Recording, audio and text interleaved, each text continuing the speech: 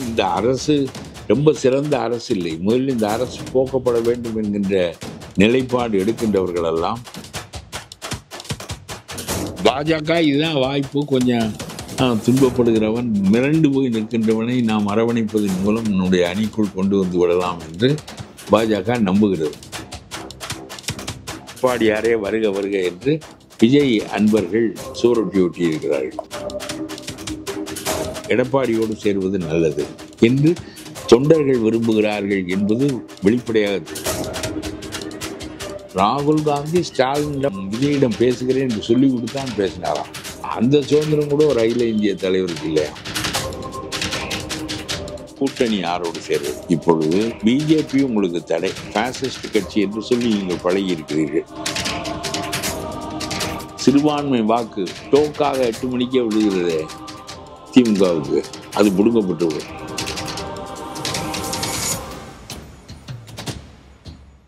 நிம்மதி property management. Contact 7667008800. ரகரம் voice நேயர்களுக்கு வணக்கம். இன்றைக்கு நேர்காணல்ல நம்ம கூட இணைஞ்சிருக்காங்க தமிழக தன்னுரிமை கழகத்தினுடைய தலைவர் திரு பழக்கருப்பையா அவர்கள். வணக்கம் சார்.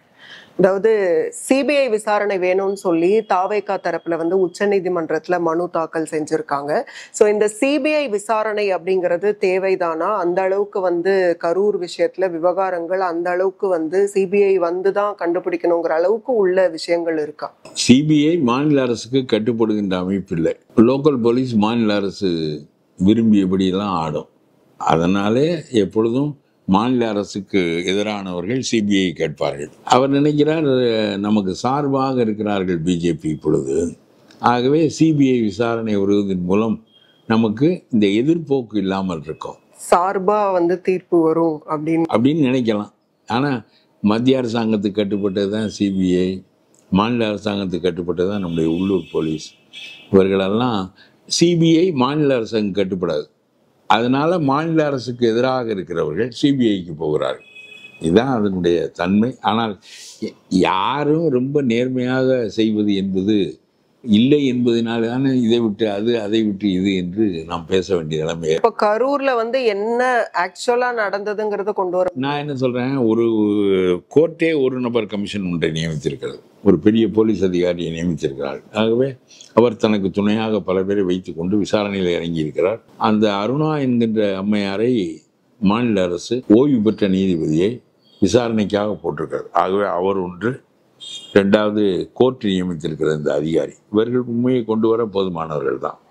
அதற்கு பிறகு நடவடிக்கை எடுக்க வேண்டிய அமைப்பு மறுபடியும் மாநில அரசு கையிலே தான் இருக்கும். ஒரு 41 பேர் சாவு என்கின்ற காரணத்தினால்தான் நாடு முழுவதும் இதற்குள் இறங்கிவிட்டது. 1-2 பேர் அடிபட்டார்கள், போனார்கள், வந்தார்கள் என்றால் அது பெரிதாக கருதப்படாது.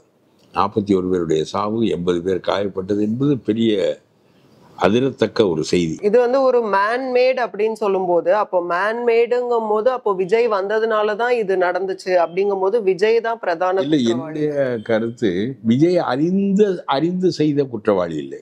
விஜய்க்கு பொறுப்பு இருக்கிறது. ஏனென்றால் அவர் 8 மணி நேரம் காலத்தாழ்வாக வருகிறார். அவையெல்லாம் தேவையில்லை. சொன்ன நேரத்துக்கு வந்திருந்தால் 3 மணிக்கு அவர் வெளியேறியிருப்பார். இந்த கூட்டம் நெரிசல் மாலை ஆரம்பமாகிறது. அப்புறம் அதற்குள் கொண்டு போய் பேருந்தை விடுகிறார். 8 மணி நேரம் எதற்காக லொங்கு தொண்டர்கள் கூடவே ஓடி வந்து, மோட்டர் சைக்கிளில் தொண்டர்கள் ஓடி வந்து இவ்வளவு பேரையும் ஒரு ஊருக்குள் வருவதற்கு அடையே அப்பா அவ்வளவு நேரம் ஆகிறது. திருச்சி விமான நிலையத்திலிருந்து மரக்கடைக்கு போவதற்கு 5 மணி நேரம் ஆனது என்பது ஒரு பெருமை. அதாவது கூட்டம் நெரிசல், அதை தாண்டி போக முடியவில்லை. இந்த பிம்பம் அவருக்கு பெரிதாக தெரிகிறது நம்முடைய விஜய்க்கு. இந்த பிம்பம் தான் அவருடைய அரசியல் வாழ்வினுடைய அடிப்படை. 71 mm திரையிலே தெரிகின்ற பிம்பம் பொது வாழ்விலும் தெரிந்தால்தான் வலிமை என்று அவர் கருதுகிறார். அதனாலே ஊரே பேச வேண்டும் என்று அவர் விரும்புகிறார். என்ன கடையெல்லாம் ஏன் அடைத்து விட்டார்கள், ஆட்டோக்கள் ஏன் ஓடவில்லை, பேருந்து ஏன் ஓடவில்லை, எல்லா தெருக்களும் நெரிசல். அதனாலே முக்கியமான தெருக்கள் எல்லாம் அடைபட்டு விட்டன, அதனாலே ஊர் அடைபட்டு விட்டது என்று பேசுவது ஒரு மனிதனுடைய வருகையினால் ஊர். விஜய் இந்த பிம்பத்தை காட்டுறாருன்னா அப்போ சினிமா சார்ந்து வரக்கூடியவர்கள் அந்த எண்ணத்திலிருந்து விடுபடவில்லை. அதனுடைய விளைவாக திருச்சியிலேயே இது நடந்திருக்கலாம். ஏன் பிற இடங்களில் நடக்கவில்லை என்று கேட்கிறார்கள். எங்கேயும் நடந்திருக்கும், திருச்சியிலேயே நடந்திருக்கும். மரக்கடை பொதுக்கூட்டம் நடப்பதற்கான இடம் என்று தேர்வு செய்தது ரொம்ப மோசமான இடம், இதை விட மோசமான இடம். நாமக்கல்ல கூட ஒரு 16 பேர் கிட்ட மயங்கிதான் விழுந்தாங்க. எங்கு போனாலும் அளவுக்கு அதிகமான கூட்டம் கூடுகிறது. அளவுக்கு அதிகமான கூட்டமும் விவரமான கூட்டம் இல்லை, அரசியலுக்காக வருகின்ற கூட்டம் இல்லை, இவருடைய திரைப்பட பிம்பத்துக்காக வருகின்ற கூட்டம். அதுதான் இவருடைய பலம் என்று அவர் நினைக்கிறார். அதனாலே இந்த விபத்து ஏற்பட்டு விட்டது. ஆகவே இனி அந்த பிம்பத்தை அவர்களை மாற்றலாம், விஜய் தான் மாற்ற முடியும். இங்கே வா, எதுக்கு விசில் அடிக்கிறா, இப்போ என்ன சொன்னேன்னு விசில் அடிச்சா என்று கேட்டால் அவன் யோசிப்பான். இப்போ 3 வார்த்தை இவர் பேசினால் ஒரு விசில் பறக்கிறது. இது இப்போ என்ன சொன்னேன், எதுக்கு விசில் அடிக்கிற, என் நெஞ்சில் குடியிருக்கும் அப்படின்னாலே விசில் பறக்கும். இதில் என்ன இருக்கு, இது உடன்பிறப்புகளின் கருணாநிதி சொன்னால் பறக்கும். இப்படிதான் பழக்கி வைத்திருக்கிறார்கள் மக்களை. ஆகவே இவர் தான் மாற்ற முடியாது. இங்கே வா, அரசியல் ரீதியாக சிந்தி, நாடு படுமோசமான ஆட்சியாளர்கள் கையிலே சிக்கி இருக்கிறது, அதை மாற்றுவதற்காக நான் வருகிறேன். சும்மா விசில் அடிப்பது, குதிப்பது, ஓடுவது, ஆடுவது. நான் வருகின்ற போது எதற்கு மோட்டர் சைக்கிளை உள்ள விடுற, எதுக்கு கூட்டம் நடக்கிற இடத்திற்கு வா, நான் நேரடியாக வருகிறேன். இவர் மாற்ற வேண்டும். இவர் மாற்றினால் மாற்றலாம், அந்த தன்மையை மாற்றலாம், அவங்களோட போக்குகளை மாற்றலாம். 10 தடவை சொன்னால் யோசிப்பான். இப்போ ஒன்று பேசி விட்டு அவன் விசில் அடிக்கிறான். எதுக்கு இப்போ விசில் அடித்த, இப்போ என்ன புரிந்து கொண்ட, நான் என்ன சொல்லுகிறேன், நாட்டையே மாற்ற வேண்டும் என்று நான் வந்திருக்கிறேன், வேடிக்கைத்தனமாக இதை செய்கிறாய் என்று சொன்னால் யோசிப்பான். இவர் தான் மாற்ற முடியும். நாமெல்லாம் சொன்னால் அவர்கள் மாற மாட்டார், அவர் சொன்னால் மாறுவார். அவர் தான் மாற்ற வேண்டும். அவர் நேரடியான குற்றவாளி இல்லை. அவருக்கு உள்ள அந்த திரைப்பட பாங்கு, திரைப்பட மனப்பான்மை, அந்த கூட்டத்தை பெரிதாக திரட்டி காட்டுவதில் தான் தன்னுடைய வலிமை இருக்கிறது என்று நினைக்கின்ற நினைப்பு இதன் காரணமாக ஏற்பட்டு விட்டது. இது இந்த கரூர் இஷ்யூக்கு அப்புறம் பார்த்தோம்னா இனி அடுத்து தாவேக்கா என்ன ஆகும், கட்சி பேன் பண்ணிடுவாங்களா இப்படிங்கிற ஒரு டாக் ஓடுது. அடுத்து பிஜேபி சப்போர்ட்டுக்கு வருது அப்படிங்கிற டாக் ஓடுது. இன்னொன்னு நிறைய கட்சி தலைவர்கள் ஸ்டார்டிங்ல ஆதரவு தெரிவிச்சாங்க, விஜய் மேல தப்பு இல்லைன்னு சொன்னாங்க. ஆனா இப்ப அப்படியே உல்டாவா எல்லாருமே விஜய் தான் தப்பு, விஜய் தான் தார்மீக பொறுப்பேற்கணும்னு விஜய்க்கு எதிராக திரும்புறாங்க. சோ அப்படி இருக்கும்போதும் கூட அதிமுக கட்சியினுடைய பொதுச் செயலாளர் எதிர்கட்சி தலைவர் அவர் தொடர்ச்சியா சப்போர்ட் பண்ணிக்கிட்டே இருக்கிறாரு. அப்படிங்கும் போது இப்ப வேற எல்லாரும் இவரை குறிவைக்கிறார்கள் என்கின்ற போது சில பேர் இயல்பாக ஆதரவு கொடுப்பார்கள் என்று வைத்துக் கொள்ளுங்கள். நான் ஒன்று சொல்லுகிறேன், இந்த அரசு ரொம்ப சிறந்த அரசு இல்லை. முதலில் இந்த அரசு போக்கப்பட வேண்டும் என்கின்ற நிலைப்பாடு எடுக்கின்றவர்கள் எல்லாம் பல பேரை இணைத்து கொண்டுதான் இந்த காரியத்தை செய்ய முடியும். ஆகவே ஆனால் இப்போ அண்ணாமலை எல்லாம் முதல்ல யாரை ஆதரிக்க வேண்டும் என்று முடிவு செய்து கொள்கிறார். அதற்கேற்ப அவர் தன்னுடைய பேச்சை அல்லது நியாயத்தை வளைக்கிறார். அது நல்ல போக்கு இல்லை. நான் சொல்லுகிறேன், இந்த தவறு நடந்து விட்டது. இந்த தவறுக்கு மூல காரணம் விஜயினுடைய கூட்டம் கூட்டுகின்ற பிம்பம் காரணமாக கூட்ட நெரிசலை ஏற்படுத்துகின்ற, மக்கள் திரளை உண்டாக்குகின்ற அந்த பாங்கு. இந்த பாங்கிலிருந்து நாம் விடுபடலாம். ஆனால் உங்களுக்கு அவ்வளவு கூட்டம் வருகிறது என்றால் பொட்டலுக்கு தான் போகட்டும். மற்றவர்கள் சந்தையில் நடத்தலாம், வீதியில் நடத்தலாம், ஒன்றும் ஆகாது. ஆட்களை திரட்டி கொண்டு நடத்துகிறார்கள். அதனால் 500, 1000 பேர், 2000 பேர் கொடுக்கிறார்கள், ஒன்றும் ஆகாது. ஆனால் இவரை போன்றவர்களுக்கு தானாக ஒரு மோகம் காரணமாக வருகின்ற கூட்டம், பெண்கள், ஆண்கள், ஒரு வயசு பிள்ளையை தூக்கி கொண்டு வருகின்ற இளம் பெண்கள், இவர்களெல்லாம் பெரிய ஆபத்துக்குள்ளாக கூடும் என்கின்ற காரணத்தினாலே இதற்கு பிறகு பாருங்கள், இவரை போன்றவர்கள் பொட்டல் காட்டில் தான் கூட்டம் நடத்த வேண்டும் என்று சொல்லுகின்ற நிலைமை ஏற்படும். ஆனால் அது மற்ற கட்சிகளுக்கும் அது பொருந்துமா என்றால் பொருந்தாது. ஏற்கனவே இந்த இடங்களிலே தான் எல்லாரும் பேசிக்கொண்டே இருக்கிறார்கள், ஒருவரும் செத்ததில்லை. இது நெரிசல், இவரை பார்க்க வேண்டும் என்கின்ற மோகம். இல்ல, அரசியல் கடந்து இவருக்கு வருகிற ரசிகர்கள் சினிமா சார்ந்தும் எக்ஸ்ட்ரா வந்துடுறாங்கல்ல. சினிமா சார்ந்துதான் பெரும்பகுதி. அதனாலதான் பெண் ஒரு வயசு பிள்ளையை இடுப்பில் வைத்து கொண்டு கிட்டத்தில் போய் பார்க்க முனைகிறார். அதனால இவரை வைத்து கொண்டு முழு அரசியல் கூட்டங்களையும் தடை செய்வது என்பது பேச்சையே தடை செய்வதாக ஆகிவிடும், கருத்து வளங்களையே தடை செய்வதாக ஆகிவிடும். ஆகவே எல்லாருக்கும் அதை பொருந்தும் என்று போடக்கூடாது. ரொம்ப மிகையான கூட்டம் கூட்டக்கூடியவர்கள் நியாயமாக பொட்டலுக்கு போவதுதான் நல்லது. ஒரு தடவை நடந்து முடிந்து விட்டது. இனிமேல் நீங்கள் வெளியே இருந்துதான் பேச வேண்டும். இதுக்கப்புறம் நிறைய இப்போ கூட்டங்களுக்கே கூட நிறைய ரோட் ஷோ எல்லாம் பண்ணக்கூடாதுன்னு மற்ற கட்சிகளுக்கும் இதன் காரணமாக தடை விதிக்கப்படுது. அப்போ மற்ற கட்சிகள் தங்களோட கருத்துக்களை மக்கள் மத்தியில எடுத்துட்டு போக முடியாத சூழல் தான். எத்தனை கட்சிகளும் இத்தனை காலமாக பேசிக்கொண்டுதான் இருக்கின்றன. இப்பொழுது இருக்கின்ற இடங்களில் எந்த இடத்தையெல்லாம் நீங்கள் தடையாக கருதுகிறீர்களோ அந்த இடங்களிலெல்லாம் பேசியிருக்கிறார்கள். ஒரு தலைவர் இவர் வருவதற்கு முன்பு எடப்பாடி அதே இடத்துல பேசியிருக்கிறார். ஒரு மருட்சியும் ஏற்படவில்லை, ஒரு நெரிசலும் ஏற்படவில்லை. இவருக்கு ஏற்படுகிறது என்றால் இத்தகைய மனிதர்களுக்கு தனித்து பிரித்து நீங்கள் பெருவாரியான கூட்டத்தை பார்ப்பதற்காக வருகின்றவர்கள் உங்களுக்கு கூடுதல், ஆகவே பொட்டலில் நடத்துங்கள் என்று சொல்வது நியாயமே தவிர எல்லா கூட்டங்களையும் அப்படி தடை செய்வது, யாரையுமே ஊருக்குள் வரவிடாமல் செய்வது என்பது ஆளுங்கட்சிக்கு தான் நல்லது. ஏனென்றால் எதிர்கருத்துக்கள் உருவாகாமல் தடுப்பதற்கான வழி அது எல்லாருக்கும் பொருந்தாது. இப்ப கூட்டம் அப்படிங்கிறது விஜய்க்கு வந்து பெருவாரியா வருது அப்படிங்கும்போது இந்த கூட்டம், அதாவது விஜயை வந்து எப்படியாவது பாத்திரமாட்டமான வருகிற இந்த கூட்டம் இருக்குல்ல, இது அப்படியே வந்து பூத்ல வந்து ஓட் பண்ணும்போது விஜய்க்கு ஓட் பண்ணுவோன்னு பண்ணிட மாட்டாங்களா? விஜய் வந்து பெருவாரியான வாக்குகள் வாங்க மாட்டாரா? இல்லை, இந்த கூட்டத்திற்கும் வாக்களிப்புக்கும் பெரிய தொடர்பு இருப்பதாக நான் நினைக்கவில்லை. ஓரளவு தொடர்பு இருக்கும். அதனால் கருத்துக்களை நாம் மக்கள் மனதில் இறக்குவதற்கு அந்த வயது போதுமான வயது இல்லை. 17 வயது 18 வயது பையன்களிடம் பெரிய கருத்துக்களை இறக்கி விட முடியாது. நாட்டு பெரிய பொறுப்புணர்ச்சி இருக்காது. பெற்றோரின் பாதுகாப்பில் இருக்கிற பிள்ளைகள் அவர்கள். காலையில் போனால் அம்மா பலகாரம் செய்து வைத்திருப்பாள், மத்தியானம் சாப்பாடு வீட்டில் இருக்கும். நாம் என்னவாக இருந்தாலும் விளையாடலாம், ஓடலாம், சினிமா பார்க்கலாம், பள்ளிக்கூடம் போகலாம், திரும்ப போனால் நமக்கு பொறுப்பில்லாத வயது அது. ஆகவே அவர்களுக்கு நாம் கருத்தூட்டுவது என்பது ரொம்ப எளிதில்லை. இன்னும் முதிர்ச்சி வர வேண்டும். பெரும்பாலும் பாருங்கள், சாதாரண கூட்டங்களில் நடுவயது மனிதர்கள் தான் கூடுதலாக இருப்பார்கள் இளவயதை விட. ஏனென்றால் அவர்களுக்கு பொறுப்பு கிடையாது. பொறுப்பு வருகின்ற காலத்தில் அவர்களும் மாறுவார்கள், அதில் ஒன்றும் மாற்றமில்லை. ஆனால் நான் சொல்லுகிறேன், இந்த சாவுகளின் காரணமாக பேச்சுரிமையை முழுமையாக தடுத்து விடக்கூடாது. மற்ற கட்சிகளெல்லாம் சாதாரணமாக 200 பேர் 500 பேரை வைத்துக்கொண்டு கூட்டம் நடத்துகிற கட்சிகளெல்லாம் அங்கேயே நடத்தி விட்டு போகட்டும்.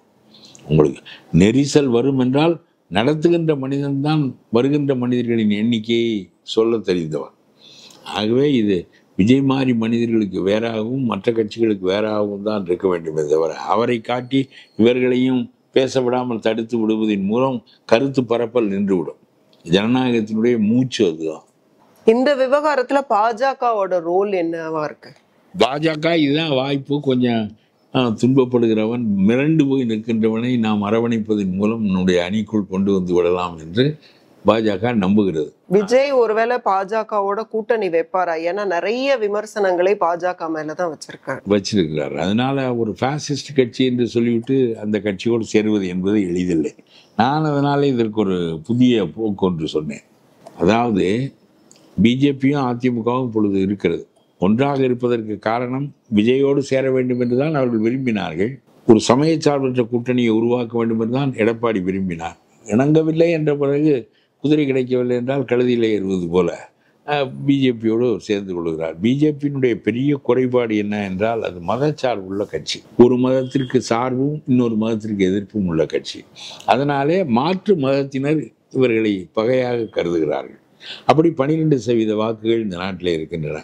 அவர்களெல்லாம் திமுகவுக்கு மாறாமல் வாக்களிப்பதன் மூலம்தான் திமுக 40க்கு 40 வெற்றி பெறுகிறது, மற்ற தேர்தல்களிலும் வெற்றி பெறுகிறது. ஆகவே நான் நினைக்கின்றேன், இந்த தேர்தலிலே எடப்பாடி ஒரு கூட்டத்திற்கு போன போது எடப்பாடியாரே வருக வருக என்று விஜய் அன்பர்கள் சுவரொட்டி ஒட்டி இருக்கிறார்கள். செய்தித்தாளிலே போட்டிருந்தான். அதே மாதிரி விஜய் கட்சியினுடைய கொடியை பிடித்து கொண்டு எடப்பாடியை வரவேற்பதற்கு அவர்களே செல்கிறார்கள். அப்படியானால் மேல்மட்டத்திலிருந்து கருத்து உருவாவதற்கு பதிலாக கீழ்மட்டத்திலிருந்து கருத்து உருவாகிறது. நமக்கு ஒரு அணி வேண்டும், நாம் ஒரு கூட்டிலே இருந்தால்தான் வலிமை, நமக்கு ஆதரவாக அனுசரணையாக எடப்பாடியார் பேசுகிறார், ஆகவே நாம் எடப்பாடியோடு சேர்வது நல்லது என்று தொண்டர்கள் விரும்புகிறார்கள் என்பது வெளிப்படையாக தெரியும். கீழே இருந்து opinion makers R the cadres, not the leader. அது நல்ல போக்கு தான். அதனால் இப்பொழுது விஜய்க்கு உள்ள இளைஞர் என்ன என்றால், பாசிஸ்ட் கட்சி என்று நாம் வர்ணித்த பிஜேபியோடு எப்படி சேருவது என்பது அவருடைய நெருடல். ஒரு பக்கம் வந்து அதாவது ராகுல் காந்தி அவர்களும் வந்து விஜய் அவர்களும் வந்து ஃப்ரெண்ட்ஸ், ராகுல் காந்தியோட பேசுறாரு. காங்கிரஸ் வந்து விஜயை காட்டி கொண்டு திமுகவிடம் இடங்களை கூட்டுவதற்கு முயல்மே தவிர இப்பொழுது ஸ்டாலினை விட்டு விட மாட்டார்கள். ஏனென்றால் செல்வ பெருந்தையை பாருங்கள், மேலே விழுந்து ஆதரிப்பது என்று சொல்வார்கள். அதுபோல் ராகுல் காந்தி ஸ்டாலினிடம் அனுமதி கேட்டு விட்டு தான் நான் விஜயிடம் பேசுகிறேன் என்று சொல்லிவிட்டு தான் பேசினாராம். அந்த சுதந்திரம் கூட ஒரு அகில இந்திய தலைவருக்கு இல்லையா?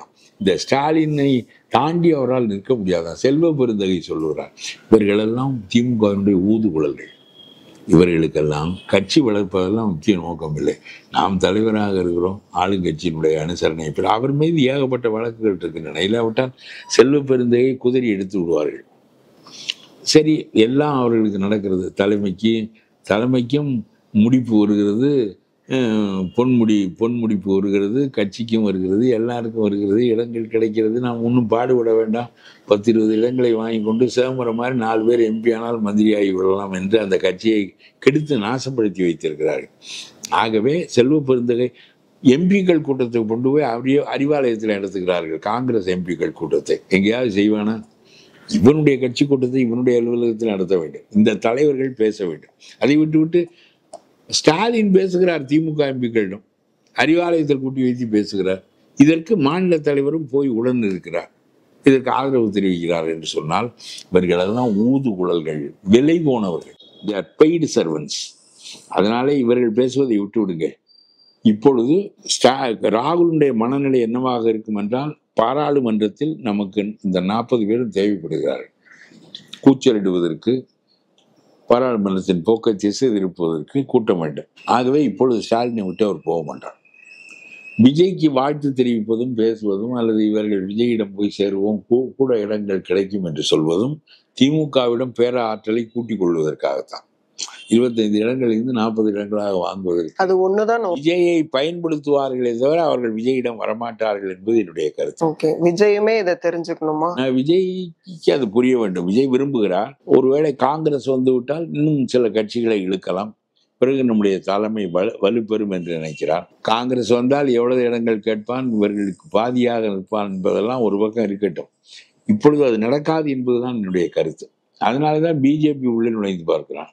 ஆக நம்முடைய போதாமையை நிறைவு செய்து கொள்வதற்கு விஜய் மேல வைக்கப்பட்ட விமர்சனம் அப்படின்னா, அவர் கரூர்ல அவ்வளோ பெரிய இன்சிடென்ட் நடந்ததுக்கு அப்புறம் பாதிக்கப்பட்டவர்கள் பக்கம் நிக்காம ஓடிட்டாரு அப்படின்னு சொல்லி நிறைய பேர் விமர்சிச்சாங்க. ஆனா இப்போ வீடியோ கால்ல அவர் அந்த குடும்பத்தினரை சந்தித்து ஆறுதல் தெரிவிச்சிருக்காரு அப்படின்னா, அவர் மிரண்டு போய்விட்டார். அப்பொழுதே அங்கே இருந்திருக்க வேண்டும். இருந்து அந்த மக்கள் மருத்துவமனையில் சேர்க்கப்படுவது, ஆறுதலாக இருப்பது என்பதெல்லாம் அங்கே இருந்து உண்டு செய்திருக்க வேண்டும். இவர் ரொம்பவே விஜய் எங்க போனாலும் கூட்டம் கூடுதில்ல, அங்கேயும் ஏதாவது ஒரு அசம்பாவிதம் நடக்கலாம். அவருடைய கட்சிக்காரர்களும் போய்விட்டார்கள். அதெல்லாம் ஒரு பழக்கம் இல்லை, அரசியல் பழக்கம் இல்லை. எல்லாம் இந்த மாதிரி ஒரு வெள்ளம் வருகிறது, கட்சிக்காரனெல்லாம் உள்ளே இறங்குகிறான், அவர்களுக்கு உதவி செய்கிறான். ஏனென்றால் இந்த கட்சியின் மீது நல்ல கருத்து ஏற்பட வேண்டும் என்று. அதே மாதிரி ஒரு பெரிய சாவு நிகழ்ந்திருக்கிற போது அங்கே உதவியாக இவருடைய கட்சிக்காரர்கள் இருந்தால் கூட, முகம் தெரிந்தவர்கள் இருந்தால் கூட, விஜய் போனால் கூட்டம் கூடும், புஷி போனால் என்ன கூடும். அவர் அங்கே நின்று இதையெல்லாம் ஏற்பாடு செய்ய வேண்டியதானே. இது சுப்ரீம் கோர்ட்டுக்கு போவதற்கு விட கரூருக்கு மக்களை சந்திப்பது எளிது என்று சொல்லுகிறேன் நான். சுப்ரீம் கோர்ட்டுக்கு தாண்டி போவதை விட கரூர் மக்களை 10 பேரை பார்த்து ஆறுதல் சொல்லியிருந்தால் அவர்கள் அமைதி அடைவார்களே. இது ஒரு அரசியல் பழக்கம் இல்லை அவர்களுக்கு. இந்த தண்ணீர் பாட்டில் கொடுக்காதது ஒரு காரணமா இருக்கும், பெரிய காரணம். 8 மணி நேரத்துக்கு தண்ணீர் குடிக்காமல் எப்படி இருப்பது, மூத்திரம் பெய்யாமல் எப்படி இருப்பது, சாப்பிடாமல் எப்படி இருப்பது. இந்த ஆசையில் இவர்கள் எல்லாம் கிடந்து தடுமாறி உள்ளே போனவன் வெளியே போய்விட்டால் இடம் போய்விடும் என்று நின்று கொண்டே இருக்கிறான். எப்படி இதெல்லாம் இருக்க முடியும் என்று எனக்கு தெரியவில்லை. 8 மணி நேரம் நான் கூட்டத்துக்குள்ள இருந்தால் என்ன செய்திருப்பேன் என்று சொல்ல முடியாது. என்ன அது, இவ்வளதெல்லாம் ரொம்ப சிரமப்பட வேண்டிய வேலை இல்லை. அப்படி ஒரு பழக்கத்தை மக்களிடம் ஏற்படுத்த வேண்டிய நிலையும் இல்லை. இல்ல கூட்டத்திலேயே நடுவுல மயங்கி விழுகிறாங்க அப்படிங்கும் போது அன்னைக்கே நிறைய பேசி விட்டோம். ஆனால் நான் உங்களுக்கு சொல்லுகிறேன், இப்பொழுது அடுத்த கட்டத்திற்கு விஜய் போவார். ஏதோ 20 லட்சம் ரூபாய் அறிவித்திருக்கிறார்.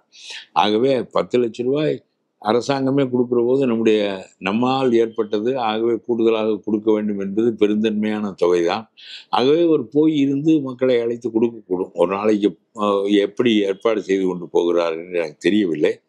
ஆனால் அவரும் உணர்ந்திருக்கிறார், ஆக நடந்து முடிந்து விட்டது, இவ்வளவு இனிமேல் இது மாதிரி நடக்காமல் இருப்பதற்குத்தான் எல்லாரும் பார்ப்பார்கள். ஆனால் நான் இதை காரணமாக வைத்து கருத்து பரப்பலை தடுத்து விடக்கூடாது அரசு என்பது என்னுடைய கருத்து. அது ஒரு பக்கம் இருக்கட்டும். இன்னொரு பக்கம் அடுத்த நிலைக்கு போகிறது, கூட்டணி யாரோடு சேர்வது. இப்பொழுது பிஜேபி உங்களுக்கு தடை, பாசிஸ்ட் கட்சி என்று சொல்லி நீங்கள் பழகி இருக்கிறீர்கள். இப்பொழுது சிபிஐ விசாரணை கேட்கிறீர்கள். பிஜேபி உங்கள் மீது விழுந்து புரண்டு ஆதரிக்கிறது. விழுந்து புரண்டு. இந்த நிலையில் இது ஒரு கான்ட்ரடிக்டரி ஸ்டாண்ட் என்று மக்கள் சொல்வார்களோ, முரணான நிலைப்பாடு என்று சொல்வார்களோ என்று எண்ணி நீங்கள் பிஜேபியோடு சேர தயங்கினால் நான் சொல்கிறேன், அதிமுகவோடு சேருங்கள். ஒரு சமய சார்பற்ற கூட்டணியை உருவாக்குங்கள். பிஜேபியை தள்ளி விடுங்கள். ஒன்றும் குடிமொழி போகாது. ஒரு ராவணனை வீழ்த்த வேண்டும், சீதையை மீட்க வேண்டும் என்பதுதான் முக்கியமே தவிர நமக்கு பிஜேபியோடு சேர்ந்தால் என்ன, சேராவிட்டால் என்ன. இன்னொரு முறை ஏடிஎம்கே பிஜேபியை விட்டு விலகுவாங்களா? இல்லை, எது வேண்டுமானாலும் அரசியல் செய்வார்கள். நான் சொல்லுகிறேன், உங்களுடைய what is your aim to remove DMK from power? ஏன்னா அது பெரிய தீங்கு. It is a disaster to the state என்று நாம் நினைக்கின்ற போது அவர்களை விலக்குவதற்கு இவர்கள் 2 பேரும் சேர்ந்து இன்னும் சமய சார்பற்ற கட்சிகளையும் சேர்த்து கொள்வார்கள் என்றால் சேர்த்து கொள்ளட்டும். அதில் 12% சிறுபான்மை வாக்கு டோக்காக 8 மணிக்கே விழுகிறது திமுகவுக்கு, அது புடுங்கப்பட்டு விடும். DMK will be weekend. அதாவது விஜயும் எடப்பாடியும் சேர்ந்து ஒரு சமய சார்பற்ற கூட்டணியை உருவாக்க வேண்டும் என்று முயன்றால் சொல்லலாம், ஐயா நீ வேண்டிய ஆள் தான், இதையா கொஞ்ச நாளைக்கு இப்போ நான் திமுகவை அகற்றிட்டு வர்றேன், பிறகு நீ நான் என்ன செய்யலாம் என்று யோசிப்போம் என்று சொன்னால் ஒரு பொது நன்மை கருதி for a noble cause BJP can wait in a wing அப்படின்னு நான் சொல்றேன்.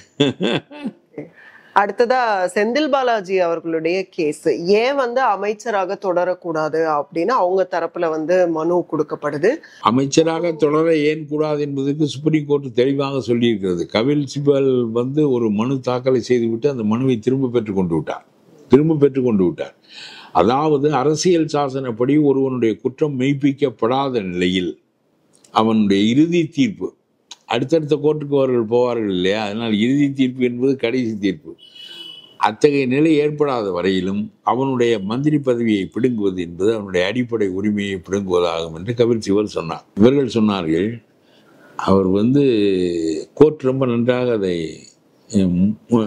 அழுத்தமாக சொல்லியிருக்கிறது. அவர் என்ன சொல்லுகிறார்கள் என்றால், நீ பதவியில் இருந்தால் சாட்சிகளை கலைப்பாய். அரசு ஊழியர்களுக்கு எதிரான வழக்கு அது, அரசு ஊழியர்கள் போட்ட வழக்கு, பாலாஜிக்கு எதிரான வழக்கு.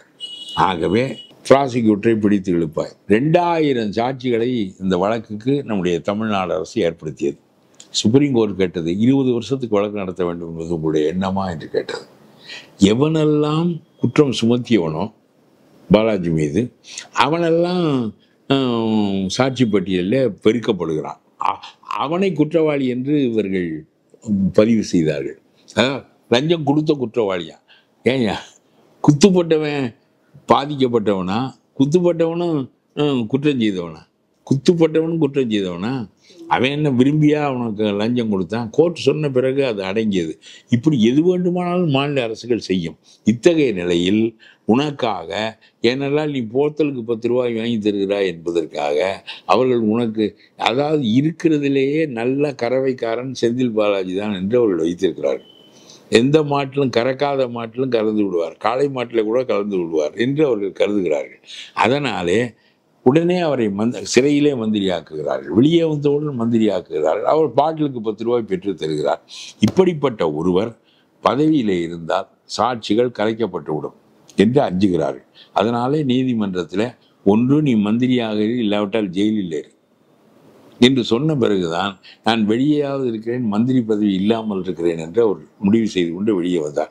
இப்பொழுது மீண்டும் அரசியல் சாசனத்தின் பேராலே உரிமை கோருகிறார்கள். இல்லை, நீ பதவிக்கு வந்தால் மறுபடியும் இதுதான் நடக்கும் என்று சொல்லிவிட்டு இப்பொழுது நீதிமன்றம் ஒரு நல்ல முடிவு சொல்லியிருக்கிறது. வெளிமாநிலத்தில் இந்த வழக்கை நடத்தலாம், விறுவிறுவென்று நடத்தி முடிக்கலாம். நீ குற்றமற்றவன் என்று மெய்ப்பித்து விட்டு மந்திரியாக ஆகு. இதில் என்ன தடை இருக்கிறது? டே டு டே பேசிஸில் வழக்கு நடத்தலாம், அடுத்த மாநிலத்தில் நடத்தலாம். ஏனென்றால் உன்னுடைய மாநிலத்தில் நடத்தினால் உன்னுடைய சர்க்கார் வக்கீல், உன்னுடைய போலீஸ் அவர்கள் தானே வழக்கை நடத்த வேண்டியிருக்கிறது, உன்னுடைய அரசு. அதுவும் நீ போத்தலுக்கு 10 ரூபாய் பெற்றுத் தருகிறேன் என்று நினைக்கின்ற முதலமைச்சர் இந்த வழக்கை போட்டு உழட்டி எடுத்து விடுவார்கள். வெளி மாநிலத்தில் நடத்தலாம் என்று சுப்ரீம் கோர்ட் சொல்வது நியாயமானது. ஜெயலலிதாவுடைய வழக்கு வெளி மாநிலத்தில் தான் நடந்தது. ஆகவே செந்தில் பாலாஜியை கூப்பிட்டு கரூர் நிகழ்ச்சியில் அதுக்கு வேண்டியதை செய்யுங்கள் என்று சொன்னபோது இந்த ஆள் தான் எல்லா திருத்தமும் செய்திருப்பார் என்று நினைக்கின்ற அளவுக்கு ஒரு மனப்பான்மை ஏற்பட்டுவிட்டது. அவர் மீது அவ்வளவு மதிப்பு. இவர் தான் கூட்டத்தை கலைத்திருப்பார், இவர் தான் கூட்டத்தை பவரை மின்சாரத்தை துண்டித்திருப்பார், இவர் தான் இந்த செருப்பை வீசியதற்கு ஆள் அனுப்பியிருப்பார் அப்படின்னு நினைக்கிறார்கள். அவர் செய்தார் செய்யவில்லை என்பதற்குள்ளே நான் வரவில்லை. உங்களுடைய புகழ் அந்த அளவிலே இருக்கிறது. நீங்கள் எல்லாம் செய்யக்கூடிய ஆள் என்று மக்கள் நினைக்கின்ற காரணத்தினால் இந்த செந்தில் பாலாஜியை வைத்து தான் இவர்கள் என்ன வேண்டுமானாலும் செய்திருப்பார்கள் என்று நினைக்கின்ற அளவுக்கு அவருடைய பெயர் தொலைந்து போயிருக்கு. திமுகவுக்கு இது பெரிய செட்பேக்கா இருக்குக்கும் செந்தில் பாலாஜியை வைத்து அவர்களுடைய புகழுரு மேலும் மேலும் சிதைகிறது. அது அவர்களுக்கு தெரியவில்லை. அவர்கள் வசூல் பண்ணி தருகிறவன் என்று ஒரு கோணத்தில் தான் பார்க்கிறார்களே தவிர நம்முடைய கட்சியினுடைய ஆணி வேரை அறுக்கின்ற ஆள்களில் கரூர்ல செந்தில் பாலாஜி அவர்களுக்கு ரொம்ப செல்வாக்கு, மக்கள் செல்வாக்கு என்ன இருக்கிறது இல்லை என்று அப்புறம் பார்க்க வேண்டும். கக்கனை தோற்கடித்த நாடு இது. இதெல்லாம் இவருக்கு தேர்தலில் நிற்கிற போது அவ்வளவு கொதிப்பு இருக்கிறது. இப்ப செந்தில் பாலாஜி முதலில் போய் உதவி செய்யத்தான் போனார். இந்த ஆள் தான் எல்லாம் செய்திருப்பார் என்று பேச ஆரம்பித்து விட்டார்கள் நாடு முழுவதும் மக்கள். என்று சொன்னால் அவர் மீது எவ்வளவு வெறுப்பு இருக்கிறது என்பது உனக்கு தெரிய வரும். தேர்தல் வந்தால்தான் தெரியும். கக்கனையும் தோற்கடித்து காமராஜரையும் தோற்கடித்தவர்கள் செந்தில் பாலாஜியை தோற்கடிப்பதற்கு எவ்வளவு நேரம் ஆகும்? அடுத்ததா ராமதாஸ் அவர்களுக்கு உடல்நிலை சரியில்லை, அவருக்கு ஹாஸ்பிட்டல் அட்மிட் பண்ணியிருக்காங்கன்னொன்னையும் இபிஎஸ் அவர்கள் போய் பார்க்குறாங்க. அடுத்தது முதலமைச்சர் போய் பார்க்குறாங்க. இதுல அரசியல் கணக்குகள் ஏதாவது இருக்குமா? அரசியல் கணக்குகள் தான் வைத்துக் கொள்வார்கள். அவரு உங்க மகன் தான் அந்த பக்கம் போவார் போல் இருக்கிறது, நீங்கள் இந்த பக்கம் வாருங்கள் என்று ஸ்டாலின் சொல்ல முயலலாம். இல்லை, நீங்கள் எப்பொழுதும் எங்களுடைய நேச்சுரல் அலையன்ஸ் என்று எடப்பாடி சொல்ல முயலலாம். வெறும் நலம் விசாரிப்பு மட்டும் இருக்காது. நலம் விசாரிப்பு என்று அரசியலில் நலம் விசாரிப்புக்கும் ஒரு பொருள் இருக்கும். அதனால இட் ஹாஸ் அன் இன்டென்ஷன். மிக்க நன்றி. இவ்வளவு நேரம் டைம் ஸ்பெண்ட் பண்ணி நிறைய கருத்துக்கள் அரசியல் சார்ந்து முன் வச்சதுக்கு தேங்க்யூ.